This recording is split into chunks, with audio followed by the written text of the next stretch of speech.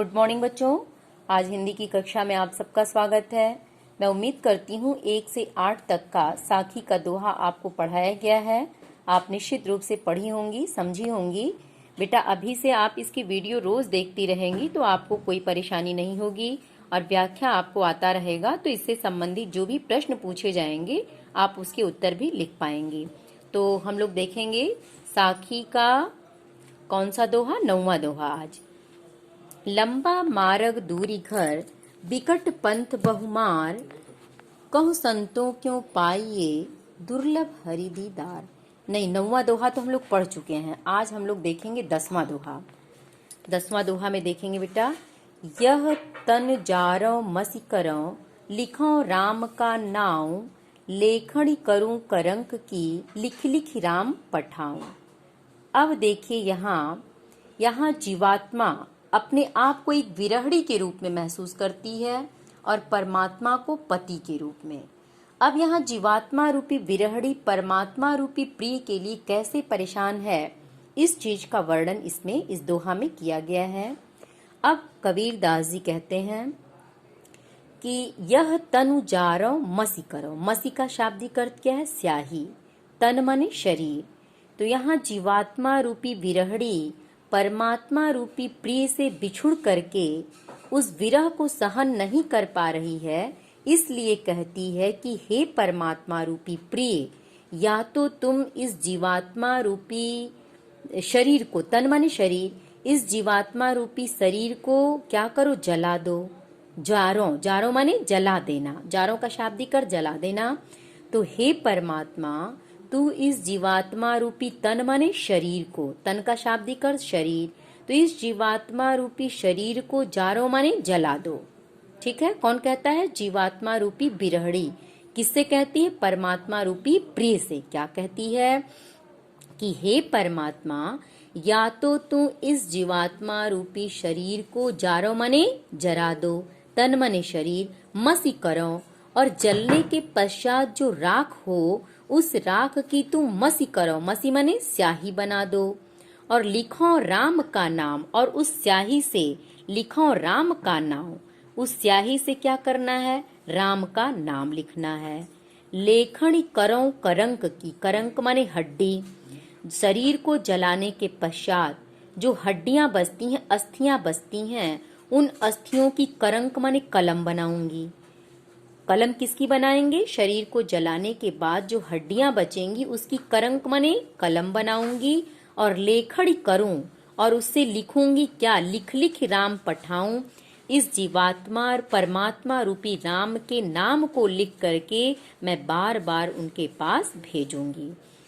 तो परमात्मा रूपी राम का नाम बार बार लिखकर जब जीवात्मा रूपी विरहड़ी उनके पास भेजेगी, तो जीवात्मा रूपी विरहड़ी को ये आभास है कि निश्चित रूप से परमात्मा रूपी प्रिय को मेरी याद आएगी, और वो अपने दुर्लभ दर्शन, कठिन दर्शन निश्चित रूप से इस जीवात्मा रूपी विरहड़ी को देंगे, जिससे मेरे विरह का दुख शांत हो जाएगा।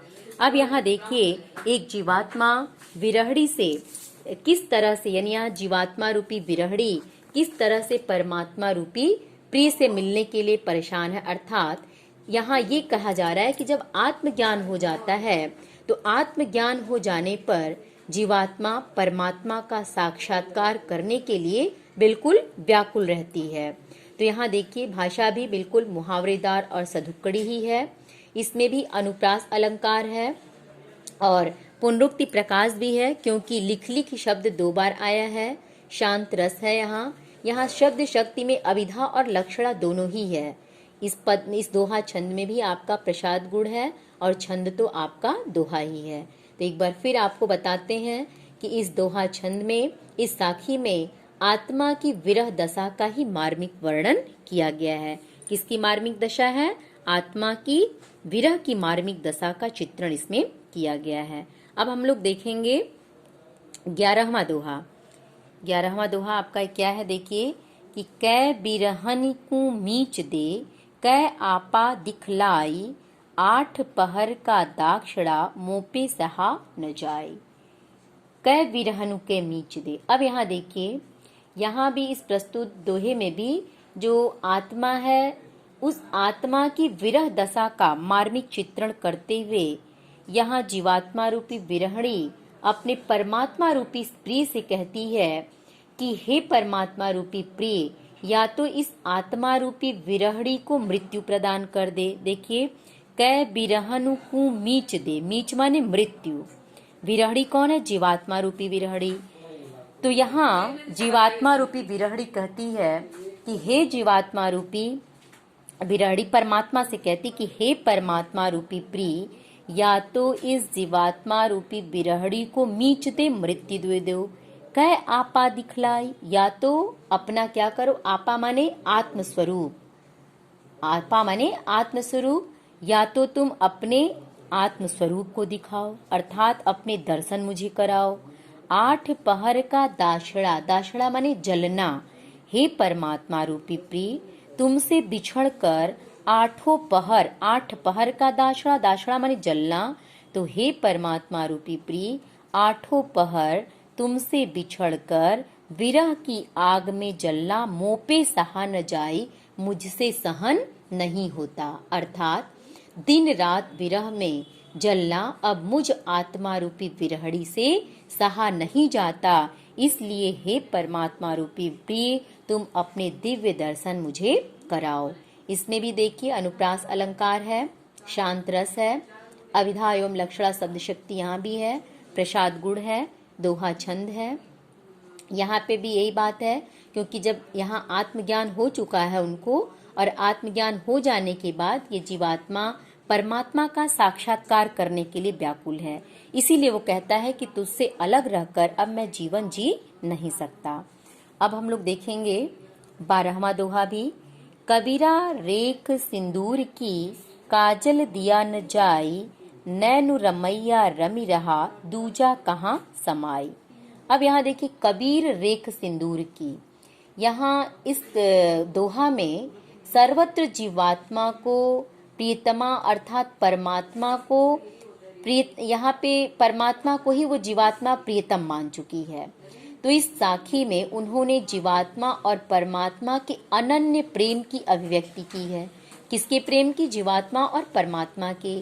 तो कबीरदास जी कहते हैं कि कबीर रेख सिंदूर की, कबीर रेख सिंदूर की मैंने, कौन कहता है? कबीरदास जी कहते हैं कि मैंने सौभाग्यवती नारियों की तरह अपनी मांग में सिंदूर की रेखा लगा रखी है। कबीर रेख सिंदूर की, मैंने जो सौभाग्यवती स्त्रियां होती हैं उन सौभाग्यवती स्त्रियों की भांति पवित्रता का सूचक, प्रेम का सूचक सिंदूर अपने मांग में लगा रखा है। अब लाल रंग जो प्रेम का प्रतीक है, तो ये प्रेम के को स्वीकार कर लेने के बाद अब यहाँ देखिए, काजल दिया न जाए। अब वासना रूपी काजल हम अपनी आंखों में नहीं लगा सकते हैं। काजल दिया न जाए, काजल यहाँ किसका प्रतीक है? काजल यहाँ विषय वासना का प्रतीक है, और यहाँ सिंदूर किसका प्रतीक है? प्रेम का प्रतीक है।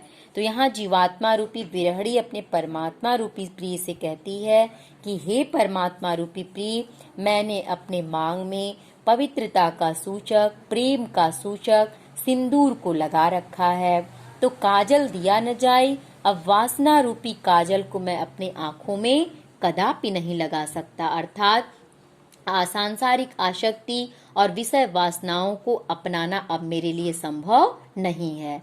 अर्थात कबीरदास जी अपने बात को स्पष्ट करते हुए कहते हैं कि रमने वाले जो परम प्रिय राम हैं वो मेरे नेत्रों में, देखिए है ना कि नैनु रमैया रमी रहा, नैनु रमैया रमी रहा, दूजा दूजा कहाँ समाई, मेरे नेत्रों में कौन रम गया है। कबीरदास जी कहते हैं कि जो रमने वाले परम प्रिय राम है मेरे नेत्रों में, रैनु रमैया रमी रहा, मेरे नेत्रों में वो क्या हो गए हैं?